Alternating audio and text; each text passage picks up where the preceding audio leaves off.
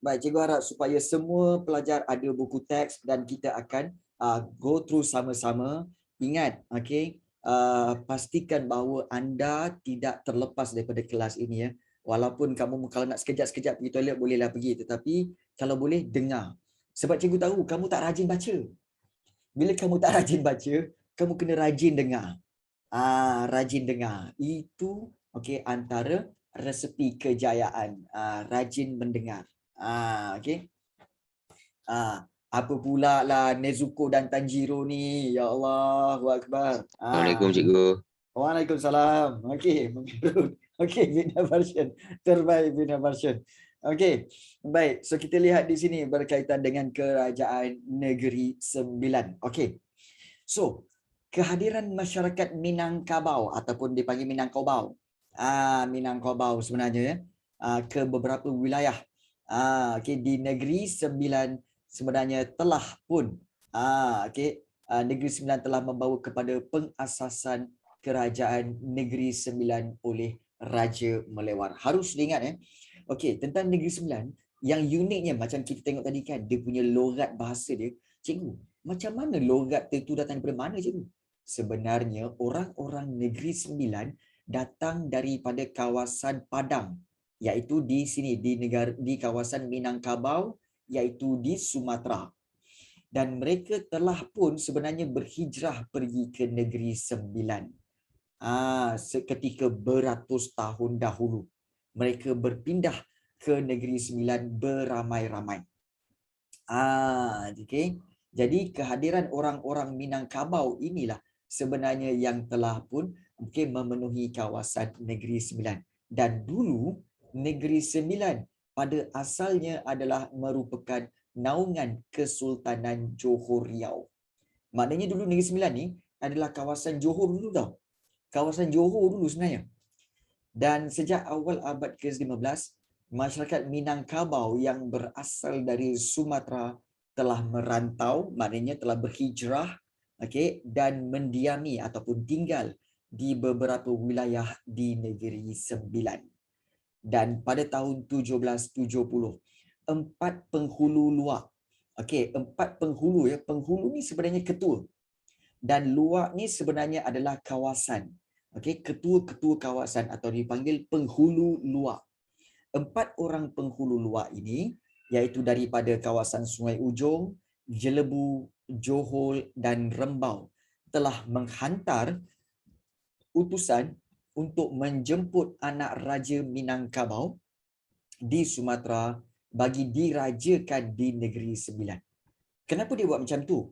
Okey, harus difahami bahawa sebenarnya kamu tak boleh memilih raja dalam kalangan kamu, tak boleh. Contohnya macam kita kan, kita ni ada berapa orang? Kita ada 64 orang. Okey, jom kita pilih. Okey, 64 orang ni kita vote nak siapa boleh jadi raja. Tak boleh.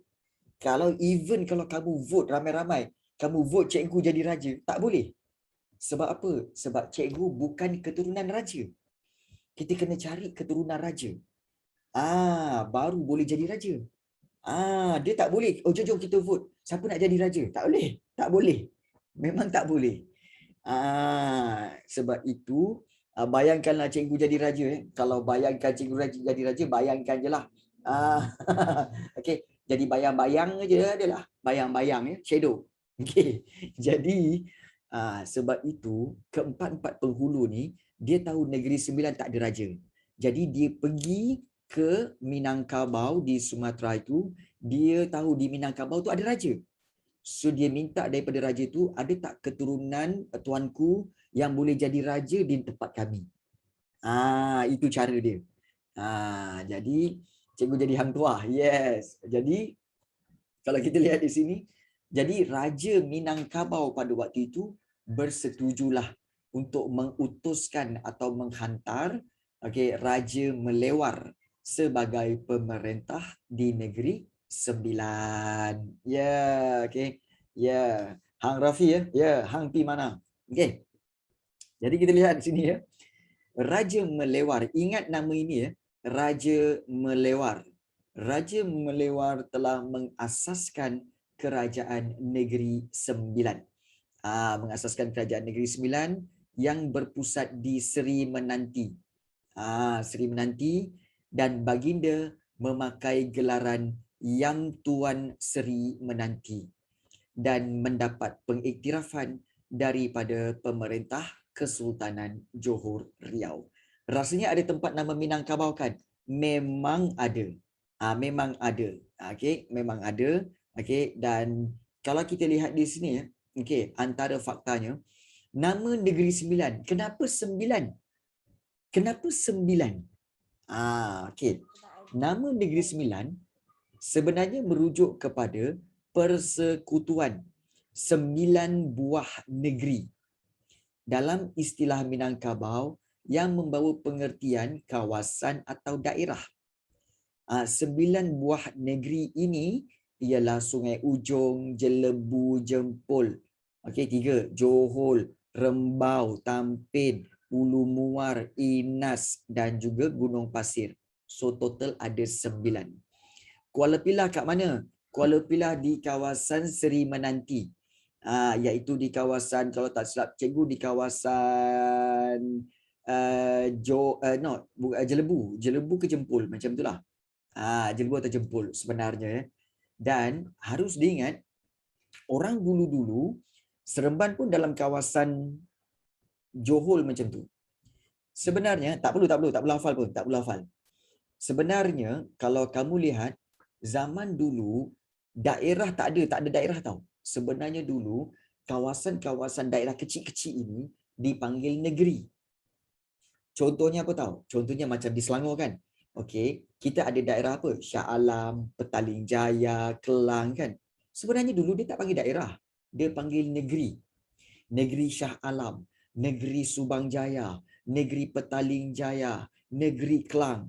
Okey, kemudian itu semua negeri. Betul dulu. Dan kalau digabungkan semua ini, semua daerah semua negeri-negeri itu, kemudian digabungkan menjadi Selangor kan. Selangor tu bukan negeri. Selangor tu adalah kerajaan. Kerajaan Selangor. Dulu sebelum kedatangan British. Ini British punya kerja ni. British punya kerja.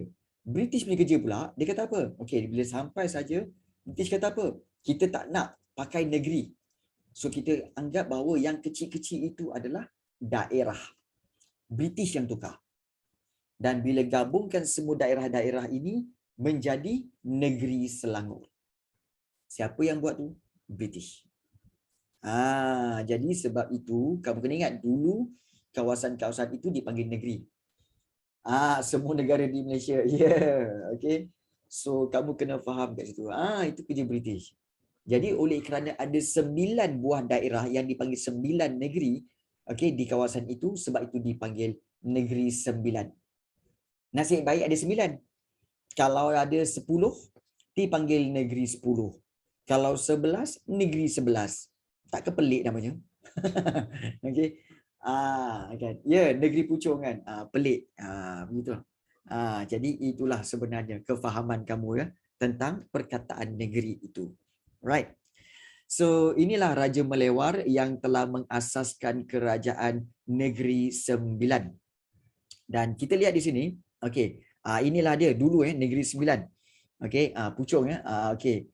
So kita ada Jelebu, okey, kita ada Sungai Ujong, Ulu Muar, Jempol, Seri Menanti, Gunung Pasir, Inas, Rembau, okey, dan juga Tampin serta Johor. So ini adalah 9 negerinya. Dan salah seorang pemerintah yang terkenal ialah Yang Tuan Antah. So tadi Raja Melewar, dia mengasaskan Kerajaan Negeri Sembilan. Yang Tuan Antah antara pemerintah yang masyhur, yang famous. Sebab baginda berusaha menjamin keamanan negeri daripada campur tangan kuasa luar. Jadi Yang Tuan Antah ini sebenarnya adalah salah seorang daripada pembesar ataupun pemerintah yang telah menjadi pahlawan ya. Yam Tuan, okey, ramai yang bertanya, cikgu, apa maksud Yam Tuan? Okey, Yam Tuan tu sebenarnya singkatan dari Yang Amat Mulia Tuan. Okey, Yam Tuan tu bermaksud Yang Amat Mulia Tuan. Yang Amat Mulia Tuan Antah. Sebab tu Yam Tuan. Okey. So itu sebenarnya yang amat mulia tuan. Okey. Baik. So kita tahu Raja Melewar sebenarnya telah dilantik dibawa daripada Minangkabau. Jadi selepas itu tradisi melantik pemerintah dari Minangkabau ini berakhir, tamat dengan kemangkatan Yam Tuan Lenggang. Okey, yang amat mulia Tuan Lenggang nama dia. So pertabalan Yam Tuan Raden. Kat sini rasanya ada orang nama Raden ni. Betul, ada nama pelajar Raden kat sini. Betul? Kan. Sila mengaku Raden. Okey. Okey, pertabalan Yam Tuan Raden iaitu putera Yam Tuan Lenggang menandakan bermulanya sistem penggantian waris pemerintah tempatan daripada keturunan Yam Tuan Raden. Namun begitu, kuasa memilih Yam Tuan kekal ditentukan kekal ditentukan oleh Undang yang 4. Maknanya Undang 4 tu adalah pemerintah yang 4 orang ini, iaitu daripada kawasan Sungai Ujong, Jelebu, Johor dan juga Rembau. Dan Seri Menanti kekal sebagai tempat bersemayam atau tempat tinggal Yam Tuan Besar Negeri Sembilan sampai sekarang. Dan istana di Seremban merupakan istana hinggap atau istana persinggahan. So beberapa nama yang kamu kena ingat dalam pengasasan kerajaan Negeri Sembilan iaitu Raja Melewar, kemudian Yam Tuan Antah serta Yam Tuan Raden. Yam Tuan Raden. So itu antara nama-nama yang patut kamu ingatlah untuk Negeri Sembilan. Dan cikgu tahu bahawa kamu semua penat. Betul penat? Hari ni ada PDPR ke? Tak ada. Tak ada ya? Okey. So kita santai-santai hari ni dan cikgu bawa kamu berjalan sekejap nak? Okey. Gila penat. Okey. Okey, cikgu bawa kamu berjalan sekejap lah. Kita berjalan-jalan. Kelas kita memang kerap berjalan ya. Okey, baik. So kita lihat di sini. Yes. Okey. Kita sekarang berada di atas ini dan kalau kita lihat study untuk exam. Okey Farah Alia. Okey, lusa exam. Oh, lupa nak tanya. Okey, anyone here yang akan exam sejarah pada minggu depan? Anyone? Ada exam sejarah tak pada minggu depan? Okey. Tak ada Another week. Okey, kalau ada bagi tahu ya.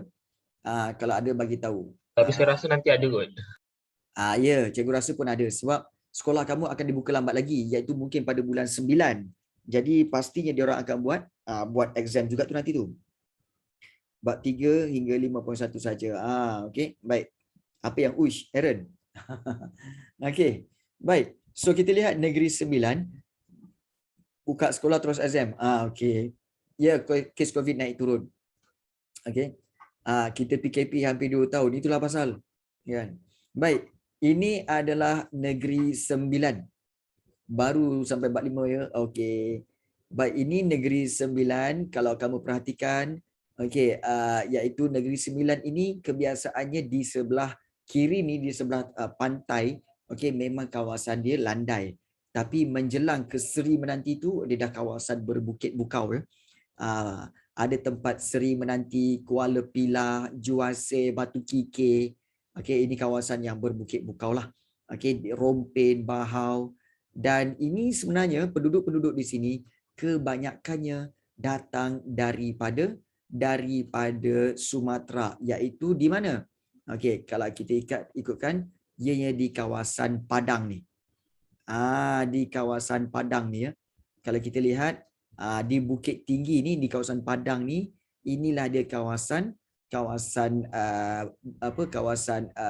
Minangkabau. Minangkabau. So daripada sinilah kalau kita lihat adanya nama-nama tempat seperti Batu Sangkar, Padang Panjang, Solok. Daripada sinilah sebenarnya. So Batu Gadang, Balai Tongah, kemudian Padang Panjang, Payakumbuh. So ini semua adalah kawasan-kawasan bermulanya Minangkabau.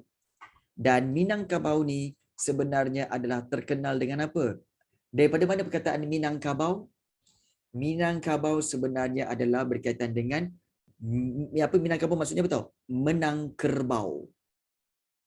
Di kawasan Padang dulu, okey, ada pertandingan kerbau. Kerbau maknanya ada kerbau bergaduh atau kerbau bertarung ya. Ya, daripada kerbau bertarung itu, so salah satu kampung itu telah meletakkan kerbau mereka untuk bertanding dan akhirnya kerbau mereka menang. So kerbau mereka menang, mereka menganggap mereka adalah keturunan yang daripada akibat daripada menang kerbau, iaitu jadi Minangkabau. Yes, orang Minangkabau. Sebab itu Negeri Sembilan, kalau kamu tengok rumah dia ada bentuk macam tu. Rumah kat bumbung dia, bumbung dia ada bentuk macam tanduk. Nampak? Perasan tak? Okay. So bentuk tanduk tu sebenarnya menunjukkan apa tahu? Kerbau. Asal usul Minangkabau ni iaitu menang kerbau. So itu asal usul dia. So itu asal usulnya, iaitu rumah-rumah Minangkabau ni sebenarnya merujuk kepada rumah-rumah orang yang menang kerbau, pertandingan kerbau dulu. Jadi itulah sedikit asal usul tentang Negeri Sembilan dan juga Minangkabau. Yes. Nak enda ke bawah? Ya, susahlah tu.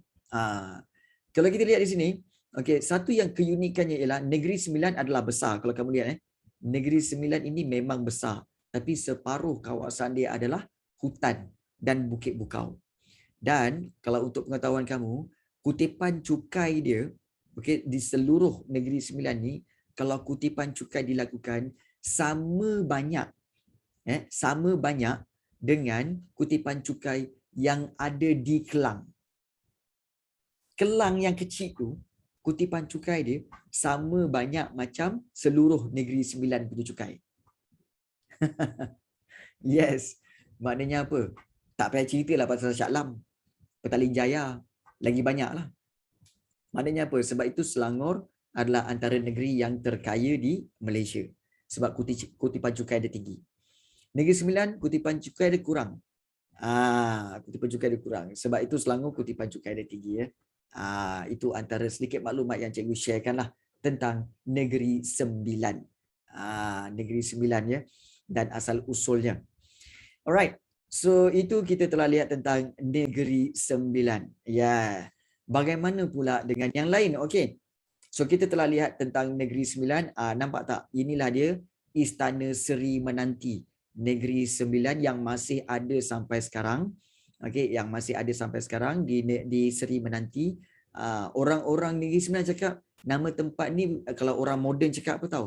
Bukan Seri Menanti, tetapi Seri Waiting. Seri Waiting menanti, Seri Waiting.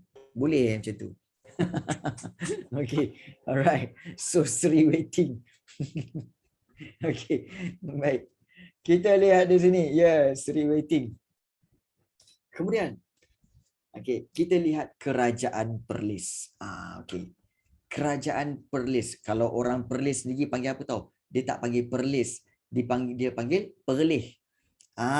Perlis. Perlis. Jadi Kerajaan Perlis. So, Perlis. Sejarah pembentukan Kerajaan Perlis melibatkan pengaruh Kedah dan Siam. Dan pelantikan Syed Hussein Jamaludin sebagai pemerintah merupakan asas kepada pembentukan Kerajaan Perlis. Pada peringkat awal, sebenar-benarnya Perlis ni atau Perlis ni sebenarnya adalah sebahagian daripada wilayah Kedah. Maknanya, Perlis dulu Kedah, Pulau Pinang pun dulu Kedah. Dua-dua negeri ni sebenarnya asalnya Kedah. Sebab itu bahasa lebih kurang je. Kan, dua-dua guna hangpi mana, hangpi mana, hangpi mana, hangpi mana, pi mana, pi. Okey, baik. Okey. Okey. Jadi dia dua-dua sama. Okey, Perlis. Jadi kalau kita lihat rupanya Kedah punya Kedah punya. Jadi Sultan Kedah pada waktu ini Sultan Muhyiddin, macam Muhyiddin Yassin pula. Sultan Muhyiddin Mansur Shah. Okey, dan Sultan Diauddin Mukarram Shah dan Sultan Diauddin Mukarram Shah yang kedua telah menjadikan Perlis sebagai pusat pemerintahan kerajaan dulu. Kemudian Sultan Muhyiddin Mansur Shah ini telah membina kota Sena yang menjadi asas perkembangan Bandar Kangar. Kota Sena ini telah menjadi Bandar Kangar. Kangar kat sini. Itu Perlis. Dan Sultan Diauddin Mukarram Shah yang pertama iaitu Sultan Kedah yang ke-15 telah mengasas dan membangunkan kota Kayang yang merangkumi kawasan pelabuhan Kuala Perlis dan kota Keran, dan Baginda Mangkat Baginda Mangkat pada tahun 1688 dan dimakamkan di kota Kayang, Perlis. Cikgu, ada ke Perdana Menteri dari keturunan raja? Tak ada. Memang tak ada. Tak ada. Baik. Sultan Diauddin Mukarram Shah kedua membangunkan kota Kayang kedua semasa menjadi Raja Muda dan membentuk mukim Arau. Dia tak nampak ke? Nampak. Tak nampak. Nampak. Memang nampak. Siapa jadi balik? Dah lah pada adik tu. Ada adik kan? Lepas tu? Aku rasa kenapa jatuh tu? tu. Entahlah, aku akan tak nampak. Nampak tak? Nampak tak? Nampak tak? Hai. Taklah Kak, kita tak tahulah Kak. Tadi Kak dah baling dah Kak. Kenapa akak Tadi balik? nampak langsung. Apalah Ya. Kak ni? Apalah akak ni kan? Ya dia Kak balik. Mana lagi? Kau bukan nak datang Tutup Kak. mic, tutup Tak mic. dengar ada. Janganlah Tutup marah mic kak. dia, tutup mic. Aku tak tahu, aku tak tahu.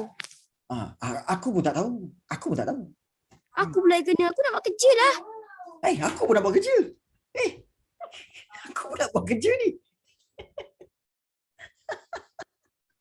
Tutup mic, tutup mic. Orang yang belajar ni. Okey. Baik. Dah. Okey dah. Nasib baik dah. Okey. Okey. So, dia cikgu macam tu. Dia kalau ada yang borak, kita pun borak layan. Kan. Kan.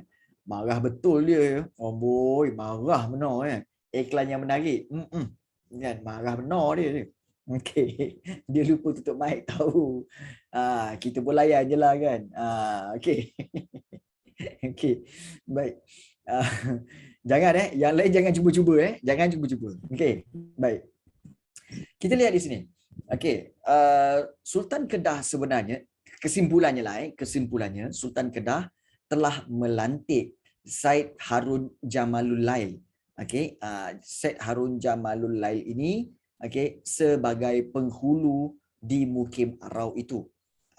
Okey, so Said Harun Jamalul Lail inilah semasa di bawah pengaruh Siam, di bawah pengaruh Siam pada tahun 1839, wilayah Kedah dipecahkan kepada 4 unit pentadbiran, iaitu Setul, Perlis, Kubang Pasu dan Kedah.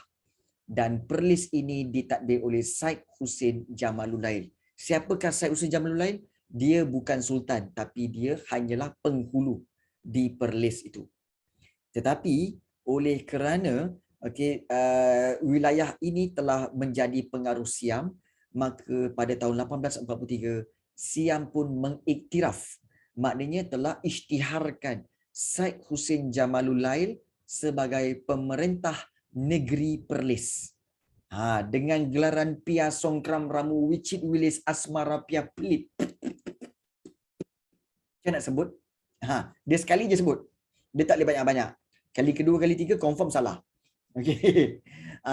Okey. Kalau kita baca sekali sama juga. Pia Songkram Ramu Wicit Wilis Asmara Pia Pelip. Kan. Okey. Okey. Baik, yes. Okey. Baik. Berbelit dari lidah cikgu. Okey, betul. Okey, yes, betul. Tak apa, sekejap lagi Okey, itu gelaran dia. Dan Said Husin Jamalul Lail telah menjadikan Arau sebagai pusat pentadbiran. Okey, sebagai pusat pentadbiran. So inilah dia. Dan kalau kamu nak lihat sebenarnya di bahagian atas sekali tu, iaitu setul tu, sebenarnya setul ini, setul ini telah pun menjadi milik Siam. Sudah masuk kat Thailand. Dia bukannya di bawah Kedah lagi dah, tapi di bawah Thailand. Sayang sebenarnya, sebab dulu semua itu adalah di bawah Malaysia, di bawah tanah Melayu. Itu dulu. So ingat nama Perlis, iaitu yang menjadi penghulunya adalah Syed Harun Jamalul Lail. Kemudian diikuti oleh anaknya Syed Hussein Jamalul Lail. Kalau ada nama Jamalul Lail tu, maknanya itu adalah daripada Perlis. Itu adalah daripada Perlis. Ingat ya. Inilah Muzium Kota Kayang, tempat yang menyimpan sejarah negeri Perlis. Kita tahu bahawa negeri Perlis di Malaysia ni, Perlis adalah negeri yang paling kecil di Malaysia. Negeri yang paling kecil di Malaysia. Negeri yang paling kecil. So, pelantikan Syed Hussein Jamalul Lail ini sebagai pemerintah menjadikan Perlis sebagai sebuah negeri yang berdaulat, dan keturunan Jamalul Lail, keturunan Jamalul Lail yang bergelar Syed memerintah kerajaan Perlis hingga kini sampai sekarang dengan gelaran Raja Perlis. Apa yang unik sangat pasal Perlis? Sebab Perlis ini dulu di bawah Kedah. Dan paling penting yang kedua, kena ingat ni, semua negeri di Malaysia kalau ada raja dipanggil Sultan, kecuali dua negeri ini, Negeri Sembilan dan juga Perlis. Semua negeri, ketuanya adalah dipanggil Sultan, kecuali dua negeri, Perlis dan Negeri Sembilan. Negeri Sembilan dipanggil Yam Tuan Besar. Ketua dia, Sultan dia tu dipanggil Yam Tuan Besar. Kalau Perlis dia tak panggil Sultan, dia panggil Raja Perlis. Dia masih guna Raja. Sabah Sarawak tak ada Sultan, tetapi dilantik yang di-Pertuan Negeri. Yang di-Pertua Negeri. Sabah Sarawak di-Pertua Negeri. Ya, yang di-Pertua Negeri. Kalau di Perlis dipanggil Raja Perlis. Kita tak panggil Sultan Perlis, tapi Raja Perlis. Ya, sama dengan Pulau Pinang. Pulau Pinang dapat yang di-Pertua Negeri. Sama. Begitu juga Melaka. Melaka pun dapat yang di-Pertua Negeri. Melaka tak ada Sultan. Melaka tak ada Sultan. So inilah dia replika bunga emas. Bunga emas ni kalau kamu lihat, daripada bawah tu sampai ke atas semuanya adalah emas. Cikgu Indonesia kaya ke? Kaya dengan sumber. Banyak. Banyak ya. Macam fake. Tak, memang betul dibuat daripada emas ni. Memang dibuat daripada emas. Dan dihantar setiap 3 tahun kepada Siam. So kita tengok. Tahukah anda beli kat Shopee, kau ingat zaman-zaman ni ada Shopee kan? Tak, bunga betul. Tak ada, zaman-zaman tu tak ada Shopee. Baik. Kita lihat di sini. Bunga betul. Tak, dia bunga yang dibuat daripada emas lah. Bunga yang dibuat daripada emas. So kita lihat di sini ya. Wilayah Setul kemudiannya telah diserapkan sebagai wilayah Siam, dan Kubang Pasu menjadi sebahagian wilayah Kedah. Bunga emas ataupun emas merupakan sepohon bunga emas dan perkakas pengiring dengan kadar yang ditentukan oleh pihak raja dan kerajaan Siam. Bunga emas dihantar ke Bangkok kepada kerajaan Siam setiap 3 tahun sebagai tanda persahabatan dan menjamin keselamatan. Nampak tak? Setiap 3 tahun kerajaan Kedah dan kerajaan Perlis akan menghantar bunga emas. Of course, bunga emas tu mahal. Kamu tengok cincin emas kamu, yang perempuan, cuba tengok cincin emas yang sebesar-besar ini je. Kalau sebesar-besar ini je, kalau kamu tengok harga dia berapa? Dekat RM500, RM600 yang kecil-kecil tu. Bayangkan kalau emas tu sebesar ini dengan bunga-bunganya lagi. Yang tinggi-tinggi ni. Emas betul pula tu 999. Jadi 999 1 gram sekarang ni 1 gram 270 ringgit 1 gram. Kamu tengok bunga emas tu agak-agaknya berapa gram? Kamu tengok bunga emas tu agak-agak berapa gram? Bagi tahu cikgu. Okey. Katakanlah kita ambil 3 kilo. Kamu tahu 1 kilo berapa sekarang? 1 kilo bunga emas ni 1 kilo, okay, emas 999, 1 kilo bersamaan hampir 150,000. Kalau 1 kilo 150,000. Kalau 3 kilo tak setengah juta. Ya. Ingat emas murah? Tak. Okey. Ya, so nampak tak bunga emas ni mahal. Jangan buat main. Jadi itulah bunga emas. Jangan pandang remeh.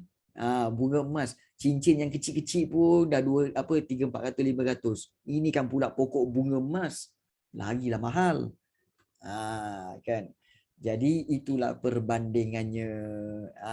Okey, itu perbandingannya. Okey. So, kita lihat Raja dan Pembelas Perlis telah melancarkan satu gerakan berlumba-lumba dan bersaing Sultan Kedah. Okey, nampak di sini ya. Kita lihat pada masa yang sama sebenarnya Raja dan Pembesar Perlis telah melancarkan satu gerakan berlumba-lumba dan bersaing dengan Sultan Kedah dalam menyemai perasaan baik dan mesra Maharaja dan Istana Siam terhadapnya. Dari 1841 hingga 1909, Kerajaan Perlis telah menghantar tidak kurang daripada 20 bunga emas setiap 3 tahun. 20 bunga emas, bukan satu, 20 bunga emas setiap 3 tahun. Ya. Setiap 3 tahun. Tak ada dah. Sekarang masa COVID dah tak ada dah. Ini sebelum kemerdekaan. Bila dah merdeka Malaysia, Perlis dah masuk Malaysia, dah tak adalah tak ada hantar bunga emas kepada Siam, dah tak ada dah. Tapi zaman dulu Perlis hantar bunga emas kepada Siam. Siam kaya lah. Sebab Siam kuat masa tu. Nampak tak? Setiap 3 tahun hantar berjuta tu, kalau satu tu dah 300,000. Bayangkanlah kalau hantar 20. Jadi itulah. Raja Thailand sekarang memang antara yang paling kaya di dunia. Raja Thailand. Itu tentang Raja Thailand. Entah raja apa dah nama dia, Raja Rama yang keempat rasanya. Raja Rama yang keempat. Baik, itu berkaitan dengan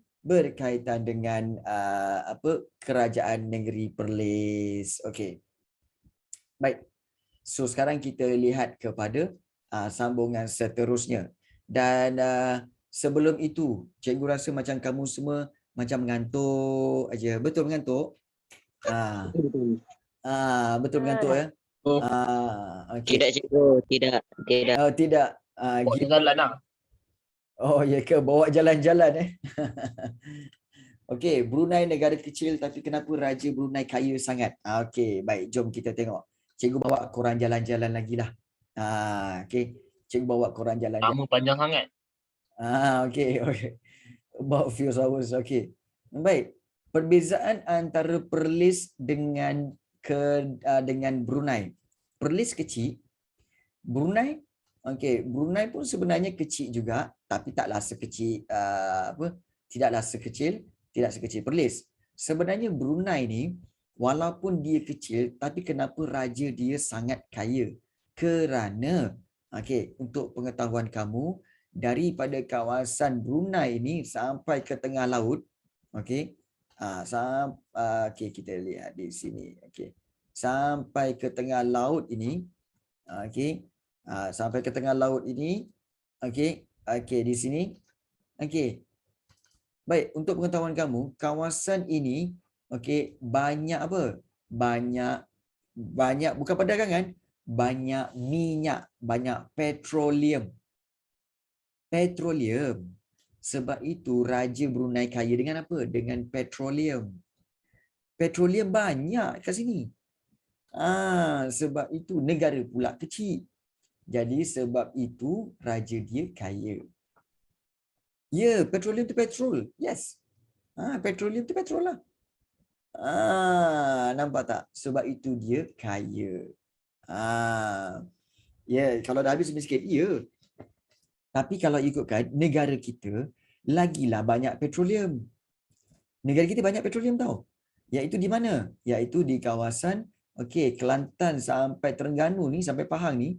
Ini kawasan banyak petroleum. Begitu juga satu lagi kawasan. Dekat Sarawak. Dekat Sarawak ni pun banyak juga petroleum. Kawasan sini. Begitu juga di Sabah pun ada. Tapi kenapa kita tak kaya macam Brunei ya cikgu?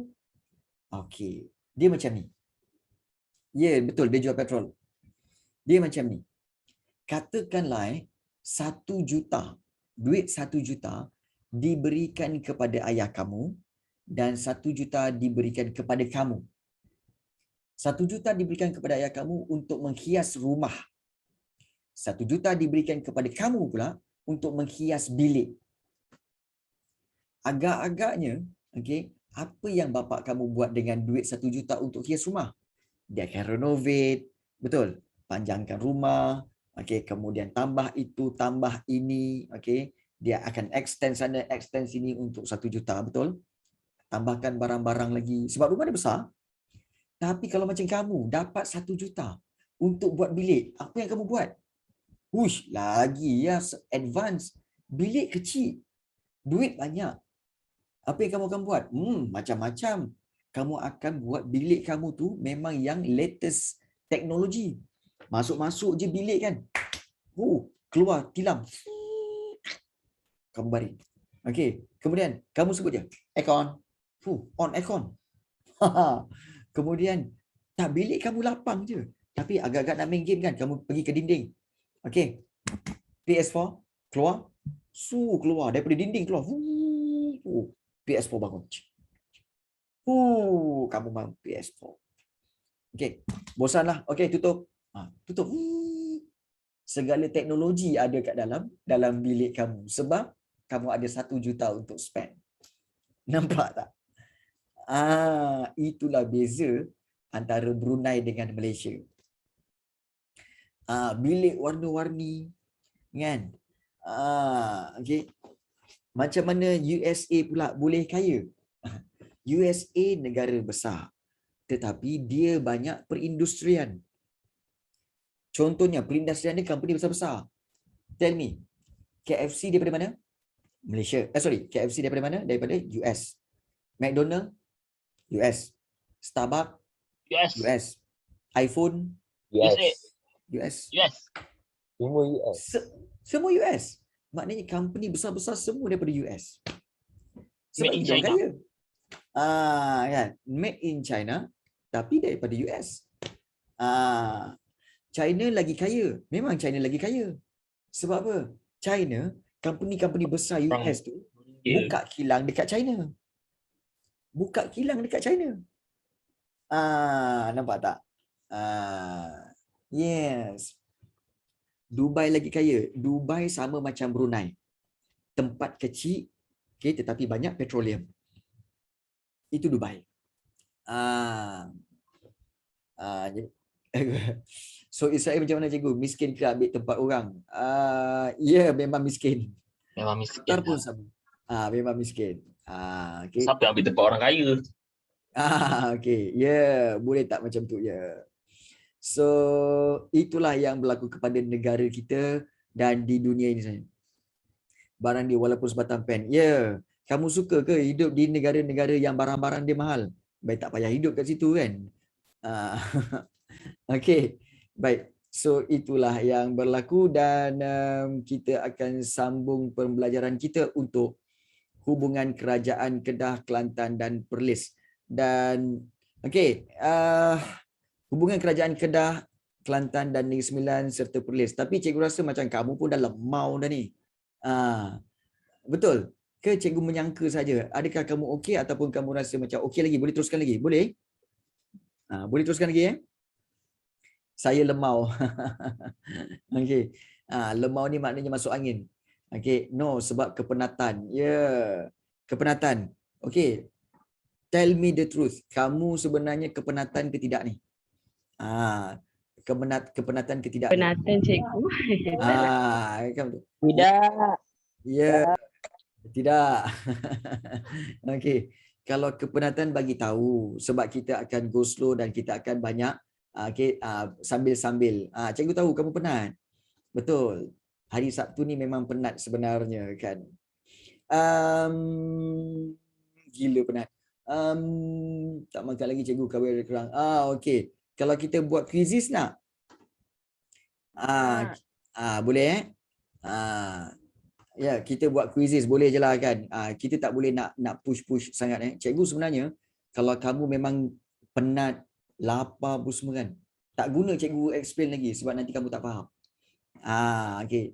So lebih baik cikgu buat cara lain iaitu cikgu bertukar kepada mungkin latihan ke ataupun quizzes ke untuk membantu kamu supaya kamu tak adalah kepenatan sangatlah kan. Okey. Itu pentingnya pemahaman. Sebab itu kita kena sentiasa berinteraksi supaya kamu boleh faham dan juga kamu sedar tentang diri kamu yang sebenarnya tak larat. Tak larat. Sian korang ni. Okey. Baik, tak apa. Cikgu akan berikan latihan dalam bentuk quizzes lah. Cepat cikgu. Saya tak pandai jawab quizzes. Nanti tak boleh skor. Alamak, saya tak pandai quizzes lah cikgu. Alah, kau ni kan. Tak pandai quizzes. Siapa kata kena pandai baru boleh jawab quizzes? Tak payah. Okey, jawab je. Kenapa takut sangat? Tak ada apa-apa. Bab berapa? Okey. Bab berapa? Okey, cikgu akan kongsikan. Korang nak bab berapa? Korang nak bab berapa? Bagi tahu. Nak bab berapa? Ini cikgu offer ni, bukan senang nak offer ni. Bab berapa yang korang nak? Okey. So ada yang menulis bab 1. Bab kosong, bab 1 paling senang. Boy. Terus minta bab 1 ya. Boy. Okey. Baik, tak apa. Okey. So kita akan berikan Satu cikgu. Okey, baik. Oleh kerana cikgu memahami keadaan anda, jom kita buat quizzes dan kamu akan menjawab. Okey? Baik. So ini soalan dia. Okey. Ya. Tak. Okey, bab berapa cikgu? Ya, ada bab 1 dan bab 2. Bab 1 dan bab 2. Okey. Baik. So terbaik. Okey. Cuba. Okey. Dan cikgu akan menjadi komentatornya. Okey, cikgu akan menjadi komentatornya. Okey, silakan masuk. Pintu tak kunci. Silakan masuk. Pintu tak kunci. Silakan. Okey. Masuk. Okey. Masuk. Oh, ramai dah masuk. So Arif Lutfi dah masuk. Ifah Rifki dah masuk. Vigna Varshan dah masuk. Muzamil dah masuk. Putri Sadika pun dah masuk. Kimalu pun dah masuk. Amirul Haziq pun dah masuk. Haiwan Lapar pun dah masuk. Aiman Ashraf pun dah masuk. Airil pun dah masuk. Okey. Baik. Sebab sunlight. Sunlight pula. Kan. Alright. So kita ada kat sini ada 70 orang, maknanya ada 69 orang dan cikgu rasa kat sini ada berapa orang kat sini telah masuk iaitu hampir 42 orang. Wow, lajunya. Okey. Baik. So anda semua dah sedia? Okey. Anda mahu diiringi dengan lagu tema daripada quizzes atau anda ingin mendengar gitar cikgu? Sebagai muzik pengiring, ya? Gitar cikgu okey, baik. Komentar cikgu. Okey, lagi relaxing. Okey. Baik. Masuk lagi. Okey, tak apa. Teruskan.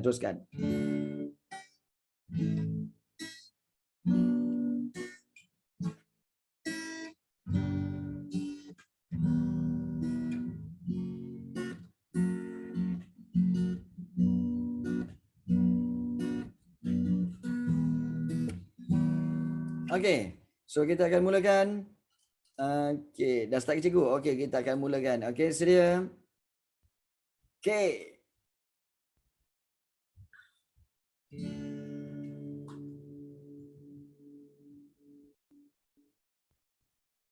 Yeah.